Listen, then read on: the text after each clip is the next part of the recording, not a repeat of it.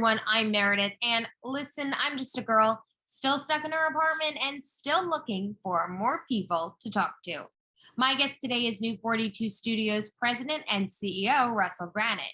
We're talking the theater industry and especially the New Victory Theater returning this fall, which I am so excited about. But before we get into all of that, make sure to like and subscribe to the Let's Talk About It YouTube channel. I don't want you missing when new episodes come out. And make sure when you do, you hit that little notification bell right there so you never miss a video. So go ahead, like and subscribe. Russell and I can wait. Did you do it? Okay, great. Russell, thank you so much for being here. Let's talk about it. Great. Well, thank you so much for having me, Meredith. Absolutely. I'm so excited to be talking about theater coming back.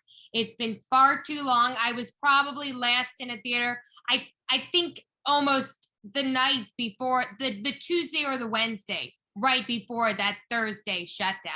Yep. And I have not been back since, and it kills me every day. So I'm so excited that we are coming back and New Victory is coming back. November 5th, I hear, is the big day. November 5. Everyone needs to write that down. Yeah.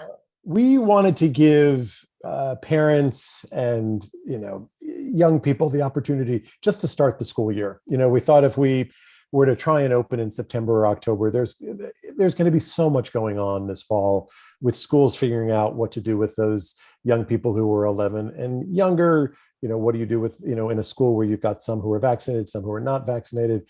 And we just thought, let the dust settle, given this incredible, frustrating, challenging, sort of awful past year, just give people a little time to get settled. And so that's how we landed on November 5th. We just thought that was right. It's the beginning, of, sort of the fall. They've started school. It just seemed right to give parents a little bit of time before we opened up the doors. Absolutely. Although I can't wait. I would do it tomorrow if I could. And I'd be there, and I would be there eagerly with the ticket. The new shows that you guys are offering, tell us a little bit about them. Sure. I mean, we're starting because we wanted to be thoughtful and mindful about the different age groups. So we are starting with something called Generation Rise. And it starts, as you said, November 5th, and it's on stage, the world premiere of Ping Chong and Company and Urban Word, New York City, Generation Rise, commissioned by us, the New Victory Theater. And it's written and directed by Sarah Zatz and Kira Traber. And Generation Rise is an interview-based production featuring 6 New York City teenagers telling their own stories and reflecting on their lives before, during, and after during 2020. So it's, a year of crisis, it's a year of transformation. And I think it'll be really compelling to hear from young people directly about what this year has been. So I encourage everyone who can attend to please come to the New Victory on November 5th, because I think it'll be a really very special, timely, and somewhat urgent story to be told. Absolutely. For you though, personally, what does it mean for New Victory to be coming back? I was a theater kid, so, I've been, I'm in a field that I have been a part of my entire life. I mean, from the moment I was birthed on, I was in theater camp and I went to theater school and I was in the drama club and I was in every play. And so it's just a part of who I am. It's, in my sort of DNA. And to have it not be accessible, or at least not live. I mean, there's been some extraordinary work online, but to not have that experience, for my own child, for me over this last 18 months, and as you said, almost 2 years, it's been hard. I've always viewed the arts education, theater as a basic human right, that it is what makes us complete human beings. I've always believed that. And to not have it and be void of it, just human contact, to be void of this for so long, I don't think we know what the ramifications will be of this year and a half on young people and on people in general. So for me, not having it is much more than not having a Friday night at the theater. It was never, I never perceived it as an extra or, a frill. It was always integral to who I am as a person, who I am as a colleague, as a father, as a colleague, just as a professional in the field. So it's been hard. I mean, I can tell from your enthusiasm, you feel the same way, but it's more than just going to the theater. It is a way in which we see and express empathy and understanding story, and all of that's been gone for a very long time. So it's important, and it's time to come back. Absolutely. And New Victory has always had a mission, especially of making theater accessible for New York kids in the audience. Those are, another group of ticket holders, absent from the theater over the last year. Talk to me about that mission and how important it is now, maybe more than ever. Well, New Victory is 25 years old. And 25 years ago, when we opened our doors for student tickets, they were $2. And I'm happy to report 25 years later, they're still $2. And the public performances are roughly $25, give or take. Some of them are a little lower, some of them are a little higher. They're also highly subsidized by us. So our fundraising efforts go towards underwriting tickets, because I believe, as has New 42, and New 42 is the parent company for New Victory, that ticket prices are in fact a barrier. I mean, you can't tell me it's not a barrier. A lot of people will go on and on about, well, there are lots of things that keep kids and families out of the theater. Well, I have to believe a $200 ticket is one of those reasons. And so our mission from day one has always been, if that is a barrier, we're going to lift that barrier. So we subsidize and we fundraise aggressively to ensure that our ticket prices are accessible. So that's always been, New Victory's model, and it always will be New Victory's model. How much harder is that coming back this year after, the doors being closed for the last 18 months? Fundraising is never easy. I think when you love what you do and the mission of an organization, it does make it easier. I think people get it. Quite honestly, at the beginning of the pandemic, there were a lot of resources going towards frontline workers, totally makes sense, to finding a vaccine. And that's changed. I think we have funders now who focused, exclusively on helping us get through this global pandemic. Some remained very loyal to us in the arts field, and some are coming back.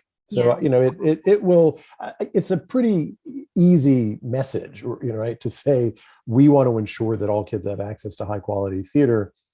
Can you help us do that? It's not that complicated, right? So people, if they care about theater and they care about young people, they tend to be supportive of our work. And in the midst of that work you were doing over the last 18 months, last year, New Victory also reestablished the LabWorks program. Talk to me a little bit about that and what we're going to see from that in the coming season. Sure. So LabWorks has been around for a while at New Victory, but it was very clear to us that much of what was being created for young people and families in the US were created by primarily white creative teams. So oftentimes the actors on stage maybe were artists, BIPOC artists, but largely the creatives, the choreographer, the director, the playwright, the dramaturg were largely white. And we wanted to change that. And so we have focused entirely our LabWorks program on working with artists of color who want to tell their story and want to tell other stories that are appropriate for kids and families. There are a lot of playwriting programs out there and artist development programs. That's not that unique to New 42 and to New York City arts organizations. But what is, I think, special about the work we do is it has to be an artist or a consortium of artists that want to work and want to produce high quality work for kids and families. That's a very special artist that wants to do that and cares deeply about that. So it's very specific to that. So they are, and for those who are watching, we have sort of a rolling, application program. You should always check the New 42 website, new42.org, for the application process, because we will always, every year, we'll be looking for new artists to join that program. What do you think your goal is for New 42 and its place in the post-pandemic theater sphere? What's the goal? Well, I think one goal for us has been that I hope we've learned from this experience.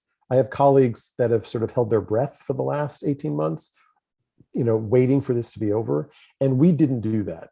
I will say, whether it was right or wrong, on March, 14th, we all came together and said, well, what are we doing now, right? Theaters are closed, offices are shut. And we went to online content. And that was extraordinary for us. We created online content that was launched March 16th. Wow. So, 2 days later, we were back, because we were very concerned about parents and educators in particular.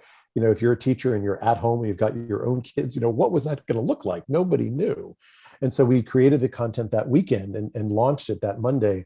And I'm happy to report, 18 months later, we have over, 1 million views of this work. So, in a given year where we might have a live audience of 100,000, here we are, reaching outside, New York City, tri-state area, nationally and internationally, kids, families, educators from around the world. So we learned about the importance of that online content. So when we come back on November 5th, we will continue to do online on-demand work. So for every performance that we will have in the season, for those parents who are not comfortable or kids who are not vaccinated or for whatever reason, they will have the option to buy it on demand. So for $25, which is one ticket at New Victory, you get unlimited use for 72 hours. So, and that's true for the entire season. And we want, we're cautious. A number of arts organizations have come out recently to say, 12 and under are not really welcome here. And I think that's really unfortunate. I just think we have to find a way to work with our kids and families. And we will be doing social distancing. The house will only be at 50%. 12 and up have to be vaccinated. 11 and under will have to be masked along with everyone else in the audience. But we're doing everything that we can to ensure that families are comfortable with coming back because we know how important this work is. So post-pandemic for us will be a mix of a live season, because that's what we should do. We're a theater, but also online content. I just think we're reaching kids and families in rural communities and in communities where they don't have access to a place like New Victory. So we've learned sort of what we've learned over the last 18 months, and we're taking that forward. Can you speak for peers across the theater scene? Do you think digital content, digital performances are going to become more of a parallel staple to hopefully now live performances and theater returning going forward? Or do you think you're going to see more of the digital performances fall by the wayside? If I had to guess, I would say probably much of that work will probably fall by the wayside. I think there's such a need and an urgency and a want to come back for live shows. But we're in a unique position in that we focus so heavily on kids, families, and educators that online content's really helpful when you've got really young kids at home. Or, the other piece, and that was certainly true at my house, you see something once, you want to see it 18 times. And, online content allows you to do that. Yeah. And educators, we have a lot of teachers out there who, are certified in dance, music, and theater. And over the last year and a half, that's not what they've been teaching because they've had to deploy teachers because the classroom sizes are so small. And so they're going back to teaching their art form. We have unlimited resources for them to be able to use. So I think for us, online and on-demand content will continue. I would venture for my colleagues, in the maybe for-profit commercial theater, probably not. You think that's a missed opportunity, or just you can't do everything? You can't do everything, and we should be bringing live theater back. I think that we need tourists to come back to New York City. It's a safe, bustling city. 42nd Street, probably one of the most famous streets in the world, and we want to see people back and out of their homes. And also, I think and I'm sure you understand this too, there is such fatigue over this way of communicating. I think if none of us are on Zoom in a year, that would probably be okay by a lot of people. Yeah. Other than our lovely conversation now. Yes, of course. That's it. What do you think has been what you've missed most about going to the theater over the last year? I've always been very moved by being in a space where you are collectively experiencing something, that sort of sigh or that laugh or tearing up. I loved that sort of communal aspect of it. I love walking into a theater. I love when the lights go down, the music, I just love that whole experience. So I miss that sort of human element to it because I've seen some really wonderful work online. It's not like it hasn't been, good work out there. There certainly has been, but I'm watching it alone, with my family and my dog. It's like that's very different than walking into these magnificent historic theaters and seeing a great work of art. So I miss that. I miss the human piece.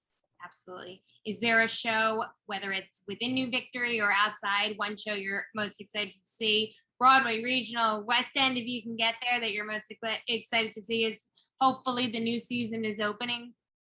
I think there's so many shows. I mean, it's hard to pick one. I think I would just speak for us, our holiday show, which is, Emmett Otter's, Jug Band Christmas. Anyone I mention that to, they're like, the show from the 70s, they can't wait to come back. And because it's such a lovely story. And, I tend to really gravitate towards, stories that are for everyone, and so I'm thrilled by our season. And, I'm so glad that, I hope you come and see, our entire season. So yeah, I mean, and of course I'll support all of our colleagues in the Broadway community and see as much as I can. But, I think there's something special about seeing kids in an audience that after this year, after who knows what has gone on in their minds about what this all means. You can have conversations with them and you can talk to them about it, but I don't know, there's a lot that still needs to be digested and integrated about what's happened. And I think theater is going to be a great gateway for kids to be able to sort of find their voice over this last 18 months. Even better than seeing them, the sound of kids laughing in there. It's like the best. It's really, and the response, that sort of free for all of like laughing and talking back and telling them not to go through that door, or whatever it is. And yeah, it's awesome. That sort of visceral reaction. Absolutely. Well, Russell, thank you so much for joining me today. I'm really excited for theater to become back, especially for New Victory to be coming back November 5th. November 5th. Okay, yeah. That's the big day for New Victory. We can start seeing shows again with you. And I encourage our audience, check New Victory out and get yourself back into the theater, no matter where you're going, as soon as possible. Great. Thank you so much for having me, Meredith. Absolutely. Thank you again, Russell. This has been Let's Talk About It. We'll talk to you next time.